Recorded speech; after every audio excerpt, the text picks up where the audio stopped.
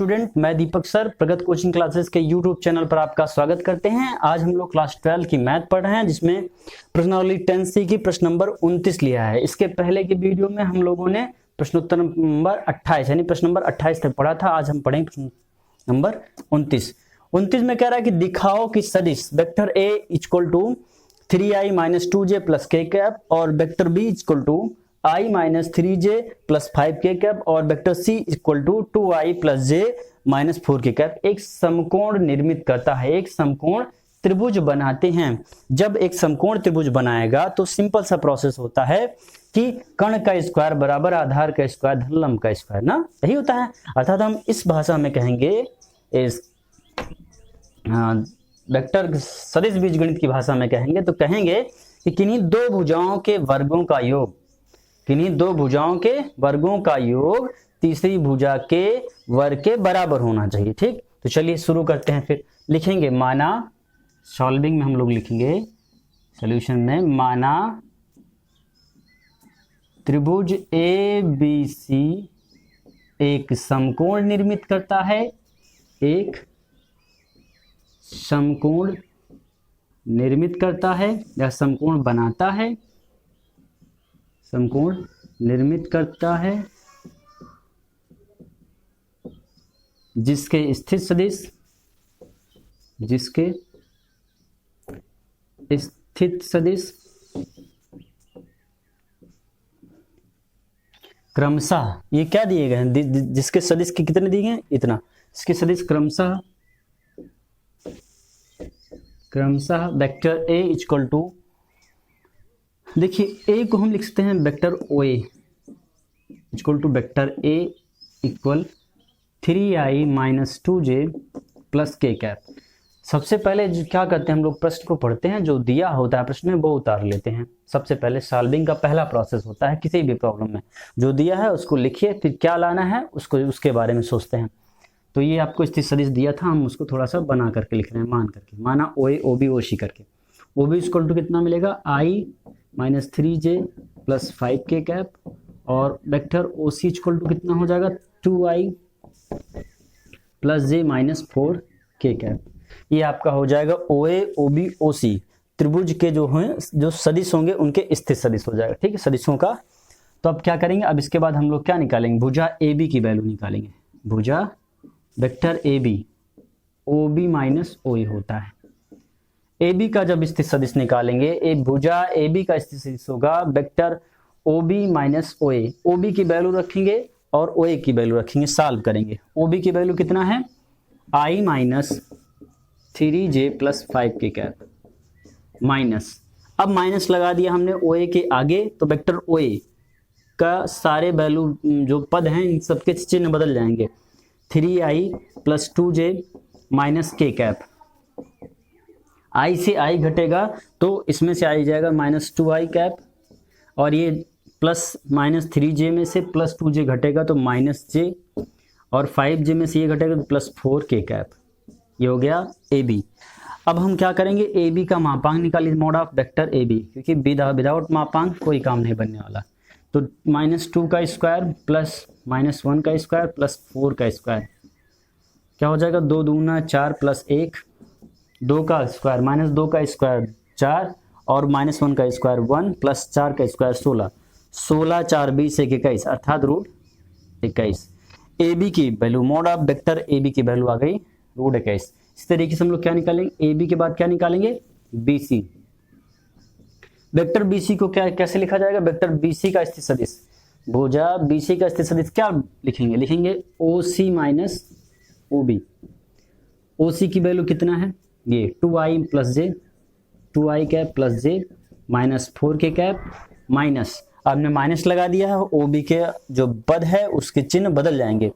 i यहाँ plus है तो माइनस i, यहाँ माइनस है तो यहाँ प्लस 3j और यहाँ पे माइनस 5k कैप, घटा लीजिए। 2i में से एक i जाएगा तो एक i बचेगा, plus j 3j plus 4j हो जाएगा, और minus 4k plus 5 minus 5k जुड़ जाएगा तो माइनस 9k कैप। अब निकालेंगे वेक्टर BC का मापांक, ये आपका था BC। क्या करेंगे, वेक्टर BC का मापांक निकालेंगे। तो मापांक हम लोग जानते हैं, मापांक में होता क्या है, आई जे के गुणांकों के वर्गों का योग। तो y का गुणांक है 1 गुणांक का मतलब समझो, गुणा का अंक, गुणा वाला अंक, गुणांक। i का गुणांक क्या होगा 1, j का गुणांक 4 हो जाएगा, प्लस k का गुणांक कितना है -9, तो यहाँ -9 का स्क्वायर कितना होगा भैया, सॉल्व करिए, 1 का 1 स्क्वायर, 4 का 16 प्लस 9 का 9 81, हल करते हैं, 6 7 8 8 हो गया, 8 1 9 98 हो गया। मॉड ऑफ बीसी कितना आ गया 98, रूट 98। इस तरीके से क्या करेंगे, अब ए बी हो गया, बी सी हो गया, तीसरी भुजा सी ए के वैल्यू लिखेंगे, तो सी ए कैसे निकलेगा, सी ए के लिए हम लोग लिखेंगे ओ ए माइनस ओ सी, वेक्टर ओ ए माइनस वेक्टर ओ सी। ये क्या है, स्थित सदिश है, वेक्टर सी ए का स्थित सदिश क्या होगा, ओ ए माइनस ओ सी, बिंदु ए का स्थित सदिश माइनस बिंदु सी का स्थित सदिश। ठीक, चलिए वैल्यू पुट करते हैं। वेक्टर ओ ए की वैल्यू है 3i minus 2j plus K cap, फिर माइनस, अब आगे माइनस है ओसी के पहले, तो इसका क्या होगा, ओसी के सारे चिन्ह बदल जाएंगे, वेक्टर ओसी के चिन्ह बदलेंगे, 2i माइनस जे प्लस 4 के कैप। 3i में से 2i घटेगा तो कितना मिलेगा, i कैप मिलेगा, माइनस 2j से j घटेगा तो माइनस 3j कैप हो जाएगा, प्लस के से ये जाएगा तो प्लस 5 के कैप हो, क्या जुड़ेंगे ना, के का धनात्मक है, ये भी धनात्मक, जुड़ जाएंगे तो 5 के कैप हो जाएगा। ये हो गया वेक्टर सी ए। अब वेक्टर सी ए के बाद हम लोग क्या करेंगे, वेक्टर सी ए के बाद सी ए का मापांक निकाल लीजिए, mod of vector C A. Mod of vector C A करेंगे तो भैया आई का स्क्वायर गुणांक का 1 माइनस 3 का स्क्वायर का 1 प्लस 5 का स्क्वायर का 25। चलिए 1 का स्क्वायर करेंगे तो 1 प्लस 3 का स्क्वायर करेंगे 9 प्लस 5 का करेंगे तो 25। देखिए ये 9 1 10 और 10 25 10 35 35। वेक्टर मॉड ऑफ सी ए कितना है 35।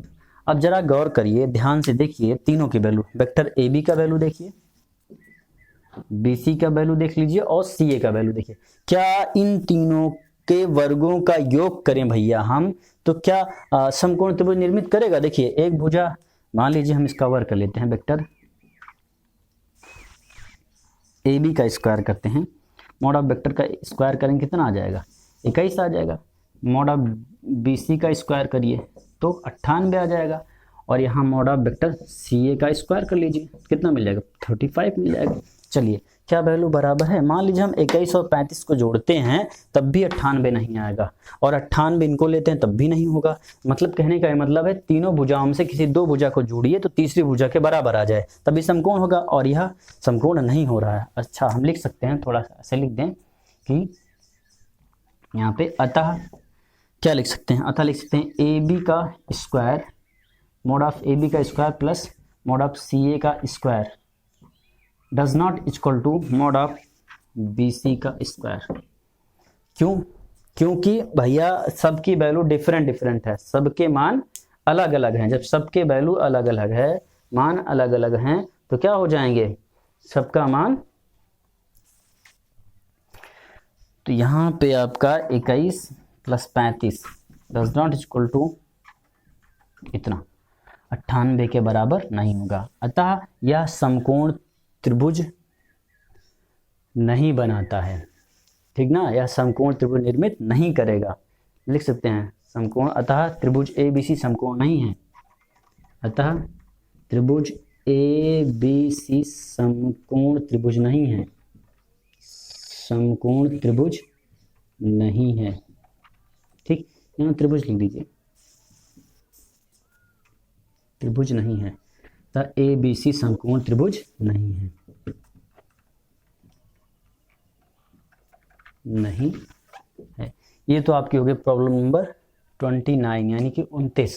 अब प्रश्न नंबर 30 है, बिंदुओं 2 vector A minus 3 vector B और 3 vector A minus 2 vector B को मिलाने वाली रेखा को 2:3 के 3 में अंतर्गत तथा बहिर्गत विभक्त करने वाले बिंदु का स्थित सदिश ज्ञात कीजिए।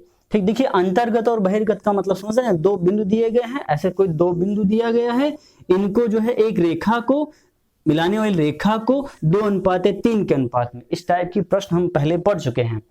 और अभी क्या है, ये इसमें अंतर्गत कर दिया, उसमें अंतः कह दिया था, यहाँ पे बहिर्गत कर दिया, वहां पे वह कहा था, ठीक ना, यही अंतर है, बाकी सब कुछ सेम है। तो चलिए शुरू करते हैं प्रश्न में। सॉल्विंग में क्या करेंगे, एक चित्र बनाते हैं। कैसे, बिंदु, दो बिंदु दिया गया ना, मान लीजिए एक बिंदु हम यहाँ ले लेते हैं, दूसरा बिंदु यहाँ ले लेते हैं।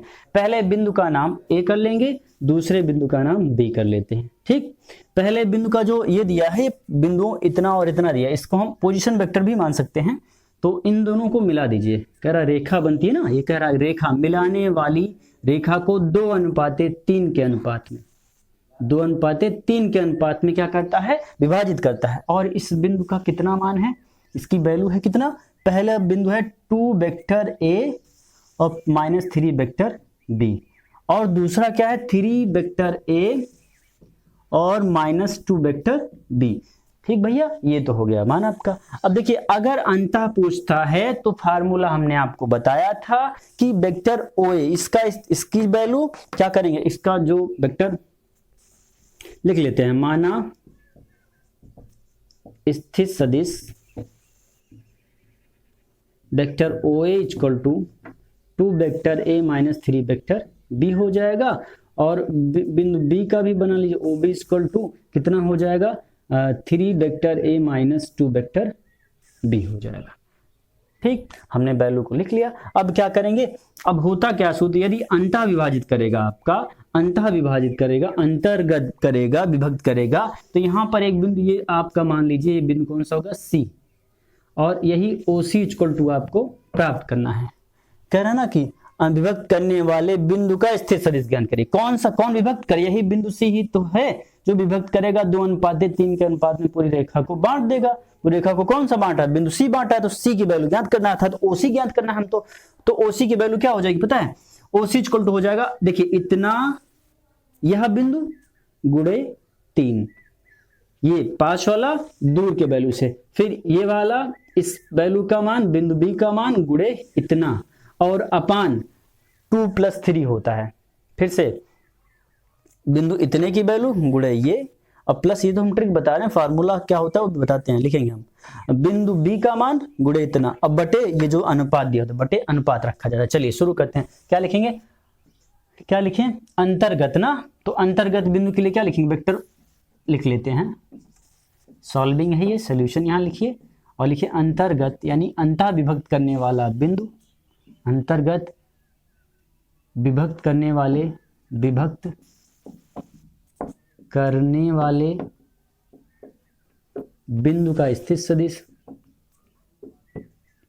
बिंदु का स्थित सदिश कितना है, vector OC, vector OC equal to क्या लिखा जाएगा, देखिए O A into 3, O A vector O A into 3 plus vector O B into 2, vector O B into 2 upon 3 + 2। यही तो हमने आपको सिखाया था कि यह वाला बिंदु इसके दूर वाला पार्ट ये 3 हो जाएगा, अपान 3 ये वाला बिंदु इसके दूर वाला भाग ये वाला विभक्त वाला, और इन बटे जो अनुपात रहा करेगा रेशियो वो। अब चलिए वैल्यू रखते हैं, 3 इंटू कितना, ओ ए की वैल्यू कितना है, ए का स्थित सदिश 2 vector A -3 vector B, plus O B की वैल्यू कितना है बेटा, ओ बी की वैल्यू 3a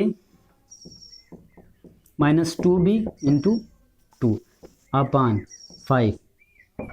अब गुणा करिए, 3 दूना 6a, -3 त्रिका 9b, प्लस 3 दूना 6a, -2 दूना 4b, 4b अपान 5।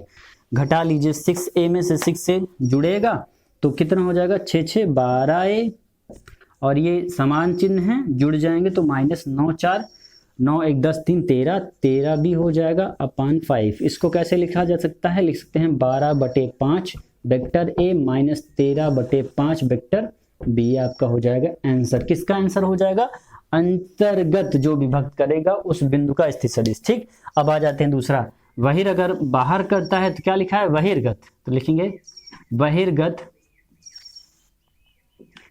लैंग्वेज यहीं से पकड़ा करिए, जो प्रॉब्लम में दिया रहा है वहीं से लैंग्वेज उठाइए, रट करके नहीं जाना है हमको, ठीक। तो क्या यहाँ से लिखेंगे, ऐसे लिख लीजिए एक लाइन, बहिर्गत विभक्त करने वाले बिंदु का स्थित सदिश, बिंदु का स्थित सदिश, बिंदु का स्थित सदिश वेक्टर ओसी। अब भैया बहिर्गत करेगा, हमने ट्रिक बताया, अंतः कहता है तो यहाँ पे धनात्मक होगा, बहिर्गत कहता है तो यहाँ पे ऋणात्मक होगा। यहाँ पे ऋणात्मक का मतलब ये यहाँ ऋणात्मक, यहाँ ऋणात्मक। अंतर करता है तो अंतःगत करेगा, यानी अंतः करेगा तो यहाँ धनात्मक, और बाहर करता है तो ऋणात्मक। ये ट्रिक आप समझ के रखिए बस, और कुछ है नहीं इसमें। 3 इंटू कितना, ओ ए minus O B into 2 upon 3 minus 2। बाहर बाहर जाएगा तो घट जाएगा, अंदर करेगा तो जुड़ जाएगा बस। 3 इंटू ओ ए की वैल्यू कितना है, ओ ए की वैल्यू ये 2a minus 3 vector B minus 3a minus 2b into 2 upon 3 minus 2। तो भैया कितना बनेगा ये, 3 दूना 6 वेक्टर ए माइनस 3 त्रिका 9 वेक्टर बी माइनस, अब देखिए 2 तिहाई 6 माइनस 6a और माइनस माइनस गुणा प्लस 2 दूना 4b अपान ये 3 में से 2 जाएगा तो 1 आ जाएगा। ठीक, चलिए 6a में से 6 से घट जाएगा, कितना बचेगा हमारे पास 5। ये देखिए 9 माइनस 9b और प्लस इतना प्लस 4b, इसको काट देते हैं सस्पेंस ना रहे। 9b से 4b घट जाएगा तो कितना बचेगा माइनस 5b। भाई 5 4 9 होता है ना, तो 4 निकल गया, बचा कितना 5/1 अर्थात माइनस 5b। आपका आंसर कितना हो जाएगा माइनस 5b। अंतःगत जो विभक्त करेगा वह हो जाएगा इतना, और जो बहिर्गत विभक्त करेगा उस बिंदु का सदिश हो जाएगा इतना। चित्र हमने बना दिया है काम भर का, उतना चित्र आप समझ सकते हैं। ठीक, ये तो थी प्रश्न नंबर आपकी 30। अब इसके बाद हम लोग 31 32 दो प्रॉब्लम है नेक्स्ट वीडियो में पढ़ेंगे। ठीक, चलिए थैंक यू वेरी मच।